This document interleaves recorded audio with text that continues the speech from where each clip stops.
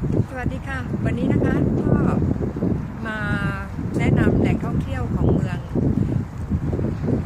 ก็อตเทมเบิร์กนะคะสวีเดนเป็นเมืองหลวงอันดับ2ของประเทศนี้นะคะก็ชอบนะคะเป็นคนชอบที่จะท่องเที่ยวเรียนรู้หลายๆประเทศแล้วก็เรียนรู้วัฒนธรรมของแต่ละประเทศนะคะก็มีความสุขดีมาก็ได้ถ่ายรูปแล้วก็ได้ชมบรรยากาศของที่แต่ช่วงนี้หน่อยนึงอากาศเย็นนะคะคนนี้นี่เขาแต่งตัวเรียบง่ายไม่เหมือนกับเราชอบแต่งตัวออกจากบ้านก็ต้องดูดี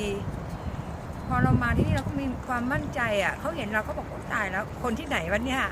แต่งตัวแบบแปลกๆแต่ก็โอเคค่ะบรรยากาศที่นี่ดีมากเลยอีกหน่อยคงจะทำรายการท่องเที่ยวทั่วโลกสารคดีคือบิวสเนสตัวใหม่ที่จะทำนะคะคิดว่าชอบมากค่ะบรรยากาศดีนะคะแล้วก็นี่เป็นพิพิธภัณฑ์เรือทุกอย่างแล้วก็ที่ใหญ่มากเขาจะเก็บสะสมแล้วก็เกี่ยวกับเรือเก่าๆแล้วก็วัฒนธรรมเก่าๆที่สะสมมาตั้งแต่อดีตของประเทศนี้เป็นสตอรี่ของประเทศนี้ก็ว่าได้นะคะค่ะตอนนี้ก็มีเรือเยอะมากเลยก็วันนี้เขาปิดนะคะพิพิธภัณฑ์เขาปิดก็ไม่ได้เข้าไปดูค่ะก็คือมีอะไรดีๆจะแนะนำบอกต่อกับเพื่อนๆเป็นคนชอบเรียนรู้กับอะไรใหม่ๆให้อะไรกับตัวเอง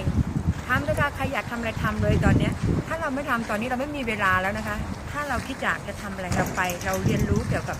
วัฒนธรรมของแต่ละประเทศมันก็เป็นประสบการณ์ที่ยิ่งใหญ่มากสำหรับดิฉันก็จะมีอะไรใหม่ๆมานำเสนอเพื่อนๆขอบคุณค่ะ